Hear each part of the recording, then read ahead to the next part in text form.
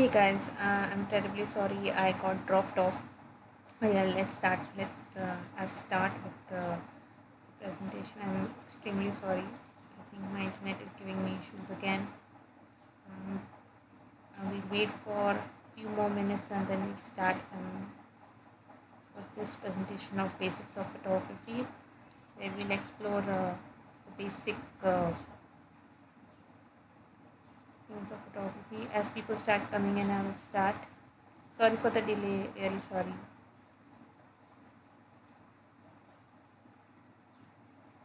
And I hope you guys are fine and safe at home.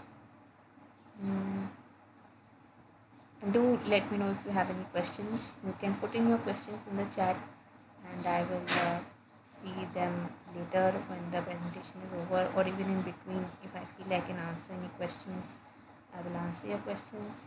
And if you want your question to be pinned, you can use super chat. It will also make a contribution towards my channel, and I will make sure then your question is definitely answered first. But anyway, I don't think we will have a problem. I'll try to answer all the questions possible. Okay, since we are, I think we have few people. Let's start with the basics of photography. Okay, the topics that I'm gonna cover today is first, obviously, the exposure, aperture, shutter speed, and ISO, and how you can control these three parameters to get the perfect exposure for your images, which are the different exposure modes in a camera, and which camera you should buy. Okay, let's start. Exposure. Exposure is the amount of light which reaches your camera or film. It is the overall brightness or darkness of a photograph. Exposure is nothing but the light, how well lit your photo is. If a photo is dark, then we say it is underexposed. If it is too bright, we say the exposure is overexposed. Nothing, very simple. Exposure is the light in the photo. If it is good light, it is properly exposed. If it is too much, overexposed, too little, underexposed. That's it. It's quite a simple definition. Okay. Next. And these three parameters make my exposure triangle, meaning my exposure in the camera is dependent on these three parameters: aperture, shutter speed, and ISO. All three are equally important. You cannot say aperture is the most important or shutter speed is the most important. All three together will determine the exposure that your photograph has. Okay. First, let's come to aperture. Aperture refers to the hole in the middle of the camera lens which allows light to pass onto the digital camera's image, sensor, or the film strip. The aperture is made of a series of interlocking metal blades that open and close like an iris. So aperture is nothing like but the eye or the iris of your camera. How much, like I'm opening my eye, if I open it totally, then more light will be there. If it is dark and all, then I'll open my eyes wide so that I can see more. And if it is too bright, then I automatically squint my eyes. In the same way, the eyes of the camera have an opening. So how much light I want to enter my sensor, I can adjust that, and I can open my camera's aperture depending on the light that I have. If it is a very bright day and I know if I let in so much light into the camera, I can fix the aperture that way so that sufficient amount of light only enters to light up my image, which does not over brighten, overexpose it. Same goes for underexposure. If it is a very dark room, very low light, then I can open up my aperture. It can make it nice and wide. Okay, and so more light will enter the camera. So little bit light I'll get. So I can adjust my aperture accordingly.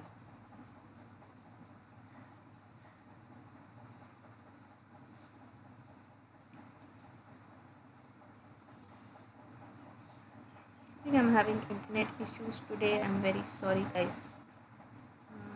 hope you guys can listen to me properly.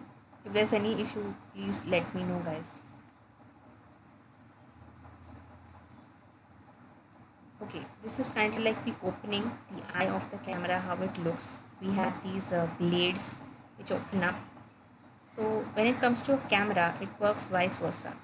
Less f number means more light will enter the camera, more wide is the opening of my aperture.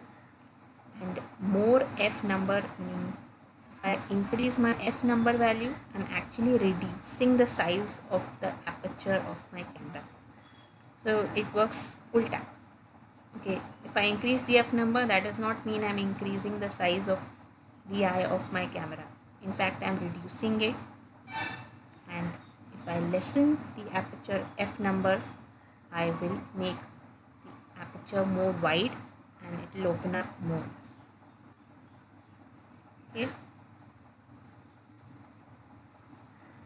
Next, we'll go to the next slide. And the aperture also controls my depth of field. Okay, if I have less f number, meaning I will have a less depth of field, so the back blurry. And as I increase my f number, the background will start getting into focus, which I have illustrated through this image. This I have clicked with my DSLR, and you can see how the f number impacts how blurry or out of focus my background will be. Okay, many people ask me this question, that how do I blur the background? How do I blur the background? The main way to blur the background is to have a less f number. This is the main way how you can tackle it. There are many ways, but the aperture is the main factor that will determine if your background is blurry or not. Okay, so aperture does two things. It controls the light that enters my camera and also the depth. Okay, less f number meaning less depth, and as I increase it, I will get more depth. More part of my image will be in focus. Moving on, now we come to shutter speed. Now, shutter speed controls how quickly the shutter opens and closes to let in light onto the image sensor, thus creating my image. It is expressed as a measurement of time. Okay, so how quickly the shutter opens. Now, in between your camera lens and your sensor, you have a shutter. When the shutter opens, then light enters the camera, hits the sensor, and your image is captured. So the speed with which the shutter opens and closes, you can control that. So if your shutter speed is fast, so less part of the scene you will expose to the sensor. Okay, so you will let in less light. And if your shutter speed is slow, if it's suppose 1 second, 2 seconds, so for 1 second the sensor is gonna see the outside scene and then it's gonna shut. So in 1 second, whatever movement, whatever happens in the scene, all that will be captured. And if suppose it is 1/100th of a second, some cameras can even go 1/4000, 1/5000. So fast it can, shut, open and close. So that way you can control the light that enters your camera.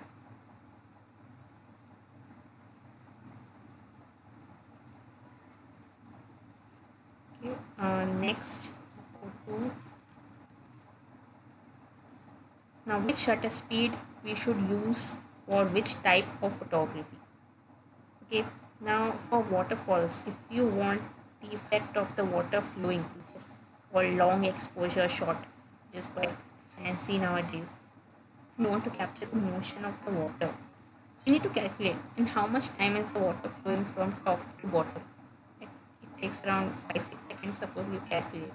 So you need to set that shutter speed and you need to take your shot. Light trails, you may have seen city shots where you have the trail of the cars moving. So you cannot see the car, you can only see the trail that the light of the car makes. So suppose the car is passing through you in 1 second. So you can keep a shutter speed of 1 second and you can get brilliant light trails for your images. like in 1 second, whatever is happening, the camera will record. So you can use that technique to get very creative with your shots. Now, panning shots, suppose you want to capture the movement of a vehicle, that is called panning shots, that hardly in 1 by 5, 1 by 10 seconds you can do. Okay, and handheld shots, if suppose you don't have a tripod and you want to capture portraits of people, of your friends and all, so you can do that by 1 by 50, or one you have a wide lens. If you have around 50 lens, you can definitely capture this in these shutter speeds. If you want to do sports photography or any kind of action photography where you want to freeze the motion, you want to capture the freeze, or someone is jumping, you want to take a shot of all your friends jumping, you want to freeze the action, you don't want a very wavy photograph of the jump, and then you can use a shutter speed of 1 by 250 or 1 by 500 seconds. And for wildlife or bird shots, wild animals are faster than humans, so you have to keep high shutter speed of more than 1 by 1000, 2000, depending on the speed of the animal and the lens that you are using. Go ahead. This shot I took at Marshall Ghat. I took this at a 5-second shutter speed, and you get this silky effect of the water as though it's flowing in a very silky way. You get a white color of the water. You don't get any splashes here and there. It's very smooth movement that you get. This is a light trail I took at Kala Ghoda, and it is of I took at a shutter speed of 4 seconds. In 4 seconds, around 2-3 cars passed by, and I could take this beautiful light trail. And this is a bird shot. These birds were flying very fast, so I clicked this at a shutter speed of 1 by 1600. Hello Connor, hello Sahil.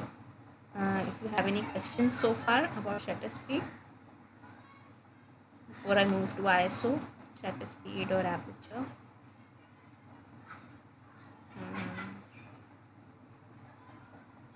Okay, since there are no questions, let's move on to ISO. ISO is how sensitive your camera sensor is to a light, expressed in a number. Higher the ISO, more sensitive your camera will be to the light.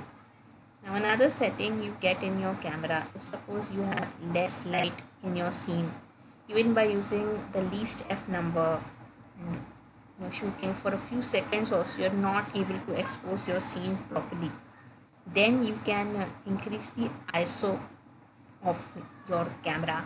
So the camera will introduce brightness into your scene on its own. It will introduce its own light onto your scene, and you will be able to expose your shot in a better way.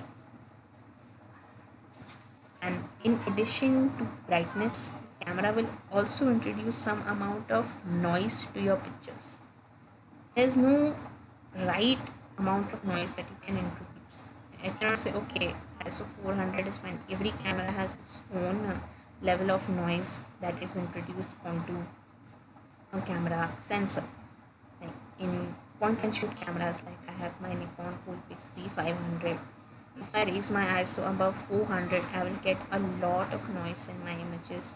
So much that no part of my image is in proper focus. It becomes very unfocused and very blurry because of the noise. But in DSLRs, I can raise it to 1000, 1500 without getting much disturbance in my image.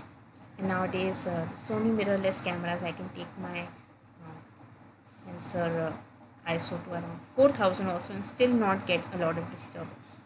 So you need to observe how much noise is introduced by the camera at how many levels of ISO, and which is the right amount for me. Normally try to shoot at the least ISO that you can go to. If your scene is properly lit, you're shooting in broad daylight and you have a tripod, you can shoot at a longer shutter speed.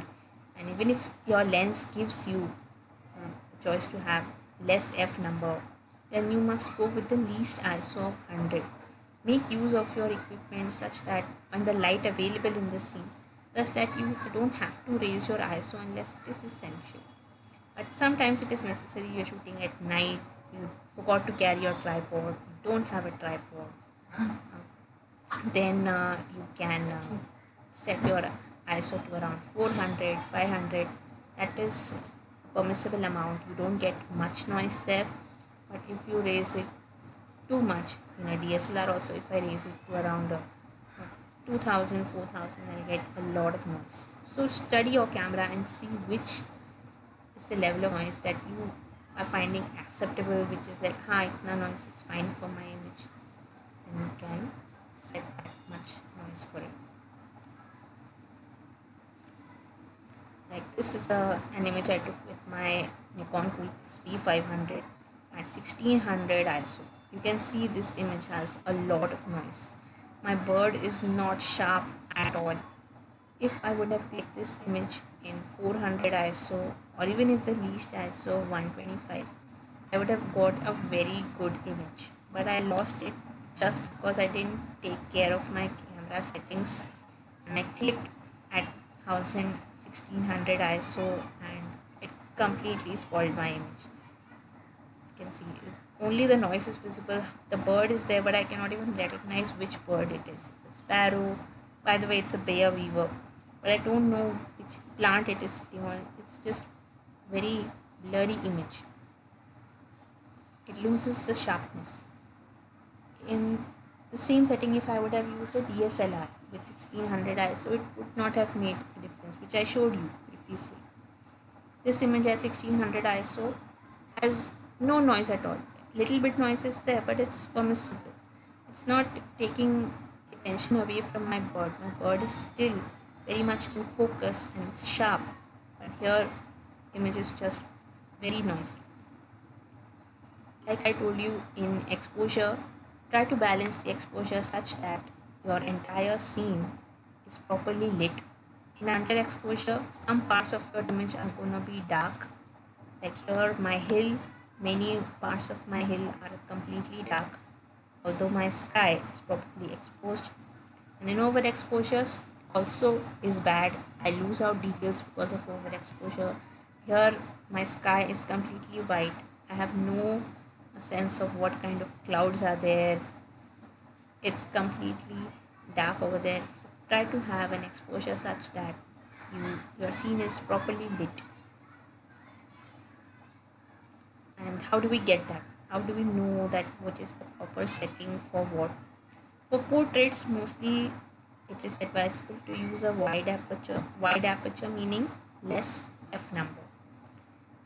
So for portraits, it's good that you use a wide aperture so that you can blur the background, and that can help you, separate the subject from the background.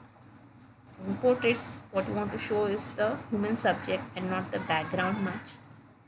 Although cases can be there where you want to show the full setting, but mostly you want to show only the picture of the person.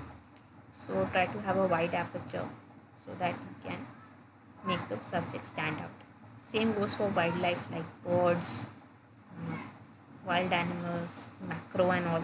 Try to have a wide aperture so that your background is blurry. For landscapes, I want to show the landscape. I don't want to blur out the sky in the landscape, right? I want the mountain as well as the sky. So I will go for narrow aperture, meaning high f number.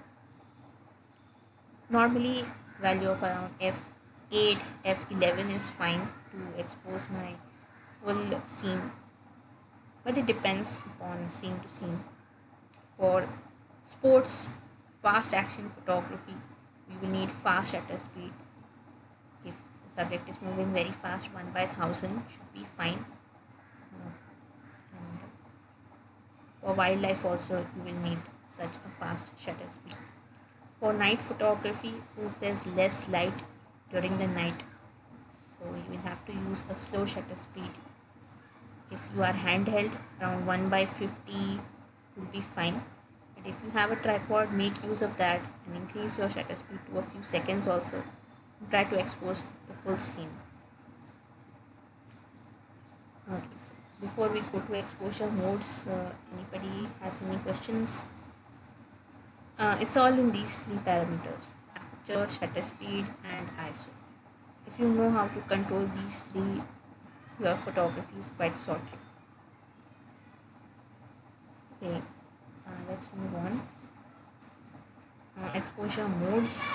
Let's explore the different modes that your camera offers you, so that you can get the knack of these three exposure parameters. Mostly in most cameras, DSLR or point and shoot, you have an auto mode, which is the auto written on your camera. You have a manual mode, which is the M. Semi-automatic modes, which are PAS, that is program mode, aperture priority, and shutter priority. And you have the various scene modes in your camera that can help you with respect to a particular scene, like you have a night portrait, night landscape, portrait mode, etc. etc.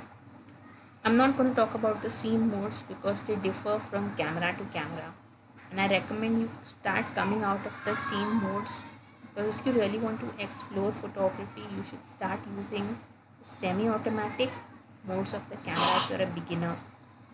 Manual mode you only use once you are well versed with your camera, or if you are in a studio setting where you have full control of your lights, full control of your environment, full control, and you have ample time to fidget with your camera settings, then only you go for the manual mode, or else you can use the semi-automatic modes of the camera. There's no harm in that. If you've just bought your camera, you can use the auto and scene modes, and then gradually gravitate towards semi-automatic and later on to manual mode if you are shooting at home or with a friend where you have some time.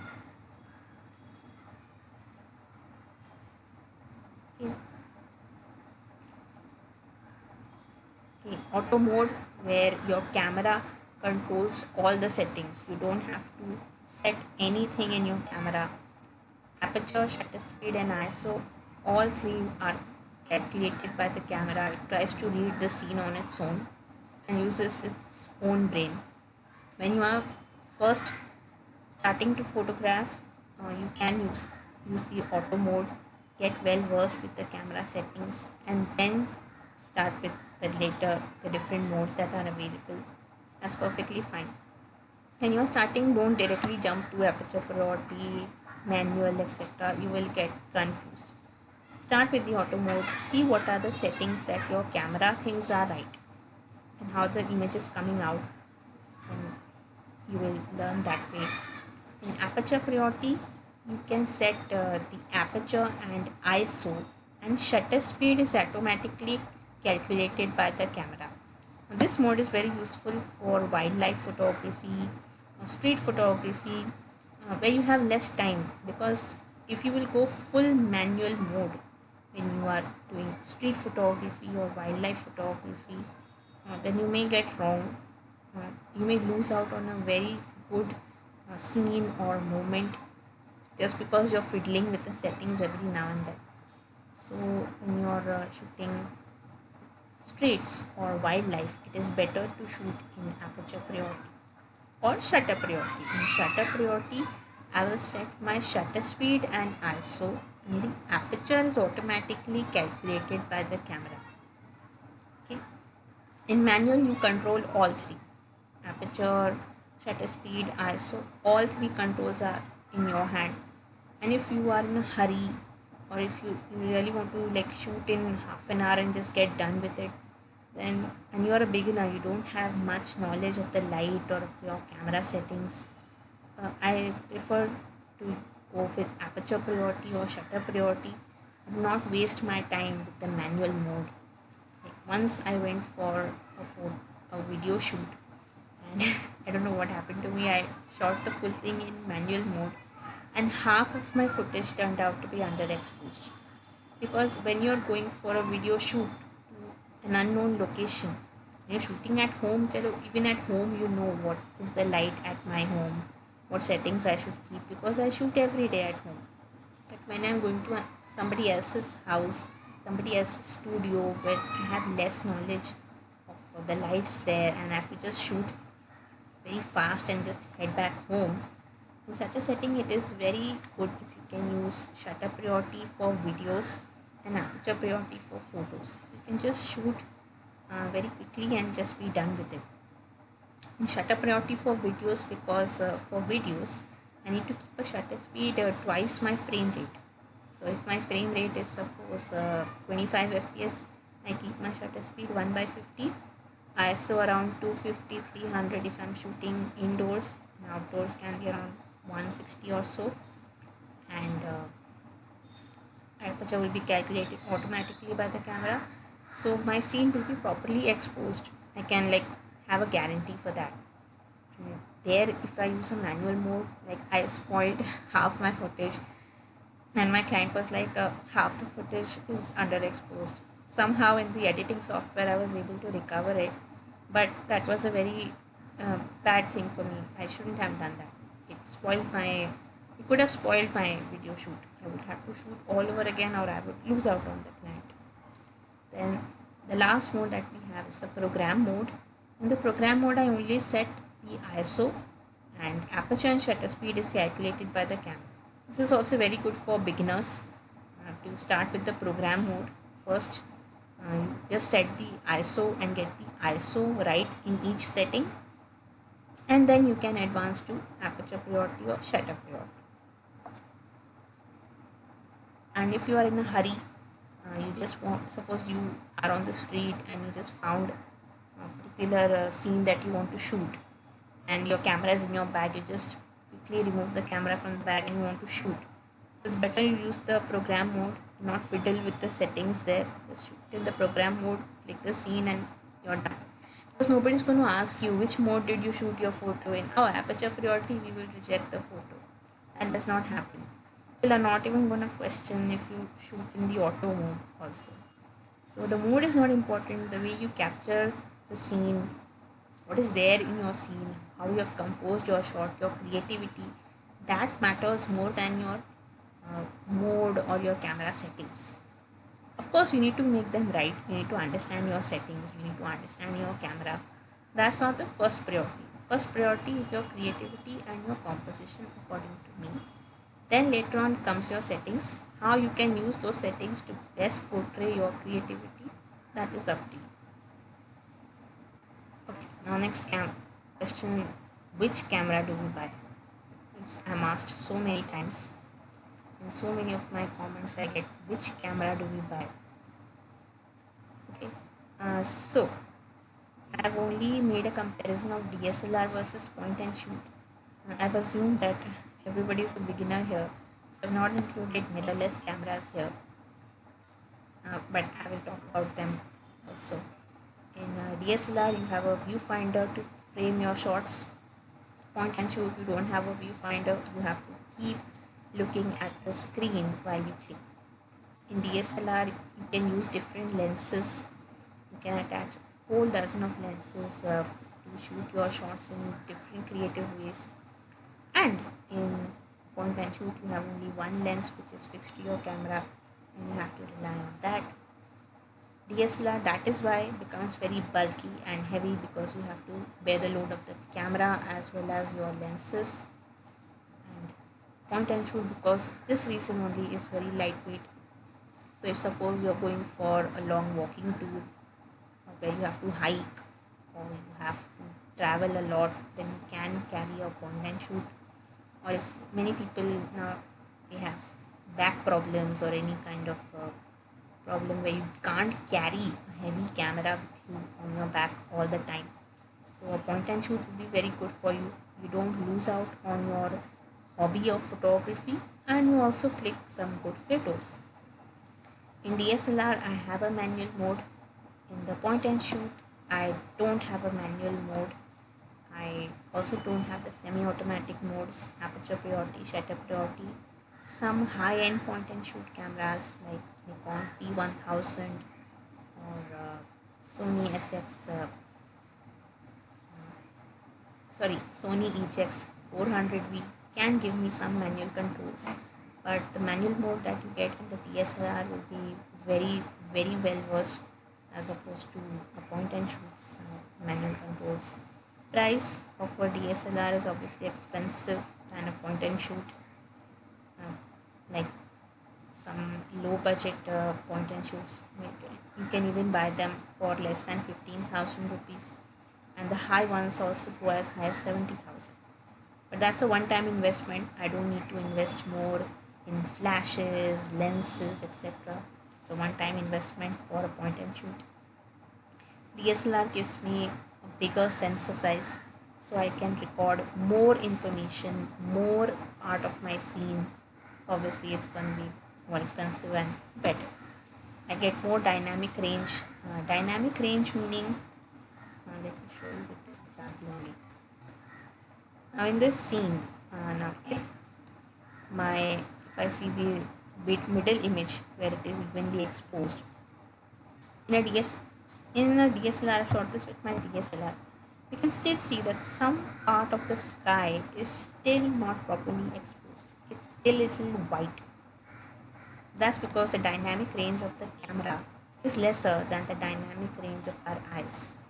Same scene, when I was looking at it with my eyes, I could see the clouds, the trees, the hills, everything in proper exposure, properly balanced. But here in the camera, I can either I will lose out on some details definitely of the sky and of the hills. That is the dynamic range.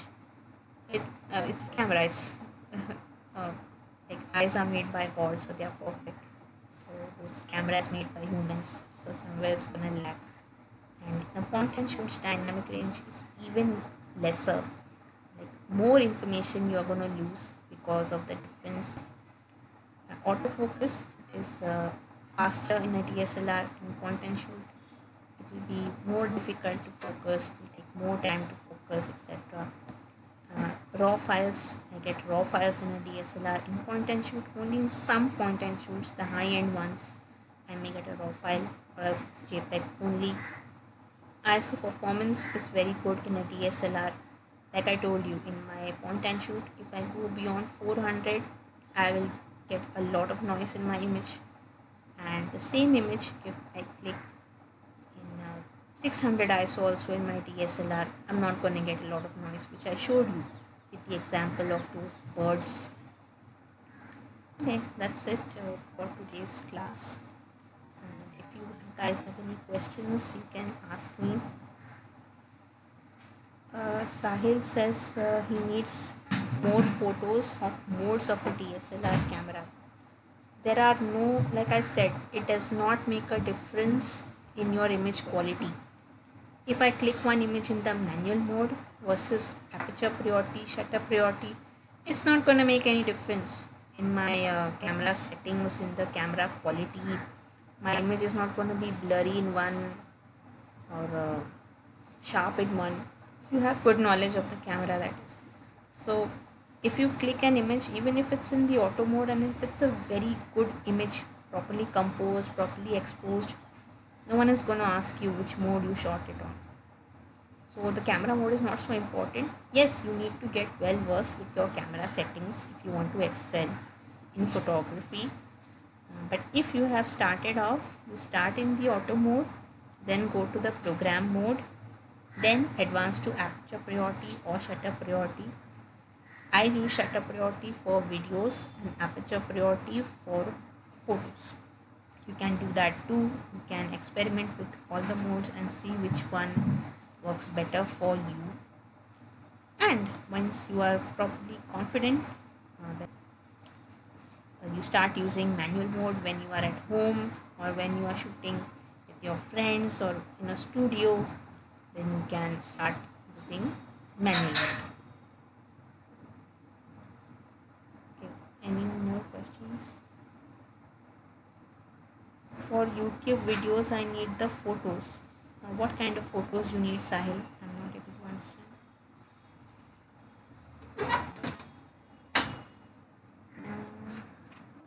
Anyone has any questions, they can ask me.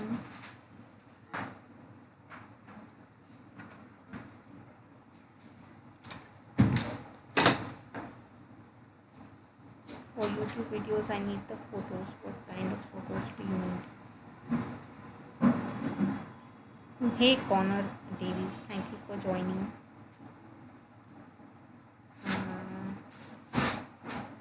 And the link for this presentation is down below in the description, so you guys can download it and watch it later, check it out later at leisure.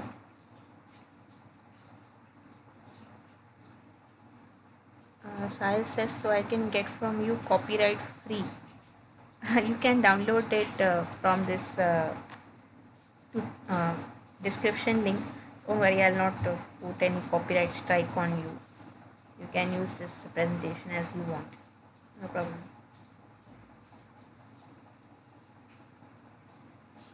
Photos of modes of camera, it does not make a difference, Sahil, whichever mode I shoot in. So it's not gonna like make a difference. So how do I show that to you in terms of photos? Because a photo I take in the auto mode and this photo I take in aperture priority mode, it's not gonna be very different. So how am I supposed to show you the different photos? I'm not understanding your question.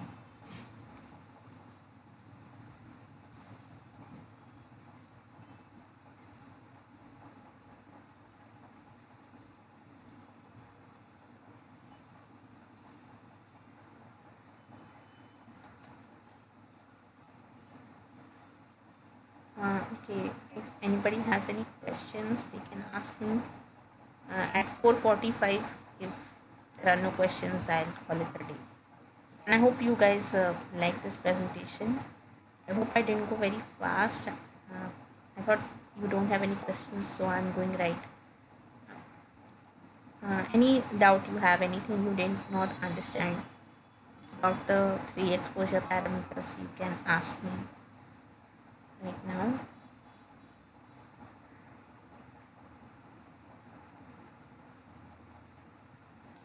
Photos of modes of camera.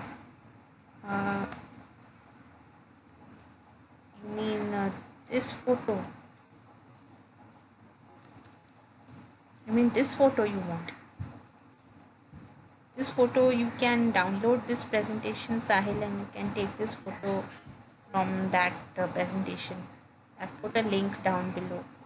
Also, you can Google camera exposure modes and you will get hundreds of PNGs to browse through.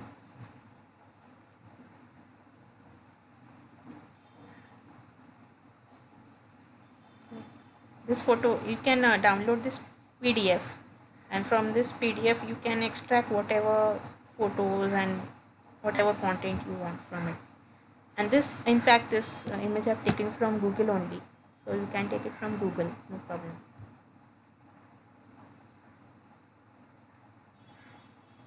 Like I'll just show you.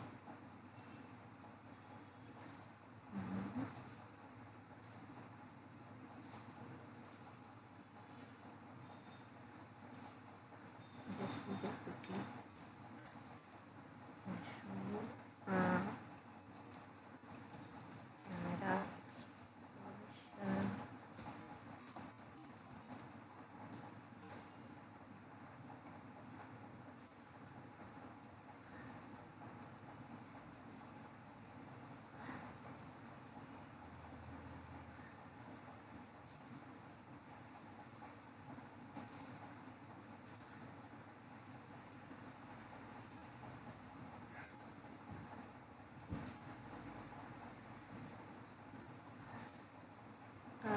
See, here we have the camera exposure modes. I just typed in Google Images, and here you have this photo.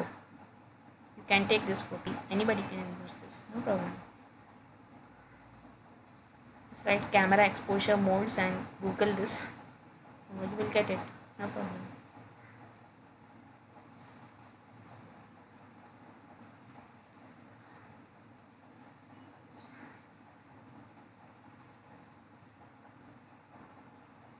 Okay, any more questions you guys have?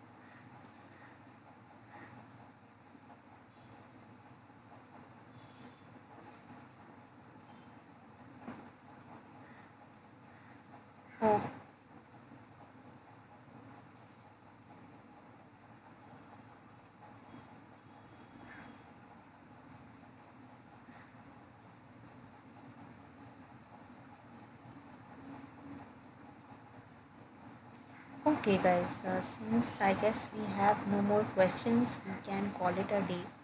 Thank you so much, everybody, for joining. And I think I went a little fast, but still, if you have any questions, you can ask me. Mm, I think you can download the presentation, and anytime you can let me know if you still have any doubts. Uh, Either you can comment on this video later, or you can tell me now. And yeah, I hope you got to know about photography today a little more. Um, and do let me know if you want more such live stream sessions. I'm planning to keep another session on 25th at the same time, 4 p.m., where I will edit a few of your photos on the Snapseed app. I think many people have requested that on my community tab, so I'm gonna do that next. So yes, next we will meet 2 weeks later, where I will edit your photos live, and you can mail me your photos at sonikalkss@gmail.com, and I will edit them on Snapseed for you on 25th. I'll just leave that. Hello Richard, thank you so much for joining, and I hope you liked my presentation. I'll just drop it here.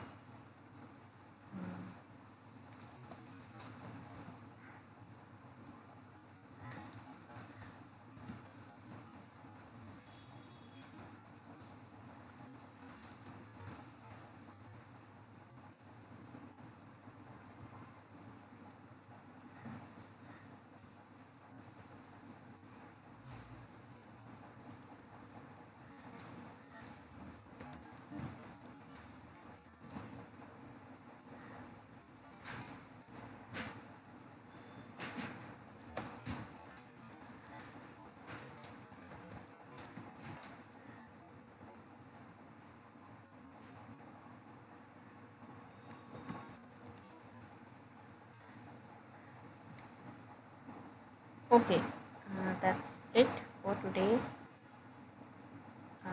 Thank you so much for joining in, guys. I had a lot of fun showing you guys what I think about the basics of photography. And if you have any doubts, you can still comment down below, or you can join me on my next live stream session, and we can once again learn and do photography together. Thank you so much for your support, guys. Like Sahil pointed, I've finally crossed 5,000 subs after 5 whole years of uploading videos. Thank you so much, guys. Finally, my hard work is paying off somewhere, and you guys are liking my content. Thank you so much, and please keep watching and